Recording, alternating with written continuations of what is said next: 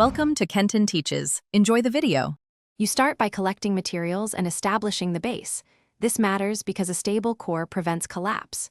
Wrap foil into a palm-sized core, then insert a 1/8 armature wire as the stem. This gives strength and an anchor for cake foam. Condition polymer clay until pliable, pressing it thinly over the foil. You do this to control weight and curing. Once covered, smooth seams with a small tool, making sure no gaps remain, because air pockets cause cracks during baking. You now refine shape and add character. Detail determines realism. Carve finger separations and slightly flatten pads, then score knuckles and lifelines to guide the eye.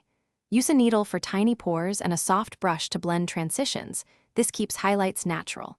If aiming for symmetry, measure spacing with a small rule, but avoid mirror-perfect lines. Slight asymmetry reads as organic. Once satisfied, chill briefly to firm up before baking to reduce deformation. You complete by curing, finishing, and mounting. Bake following the clay's temperature. An oven thermometer ensures consistent heat because overbake discolors.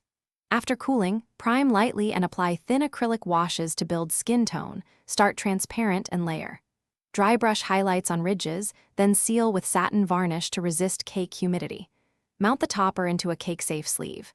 If you see hairline cracks, fill with liquid clay and rebake briefly, or use paintable putty. Thanks for watching. Please subscribe if this video was helpful.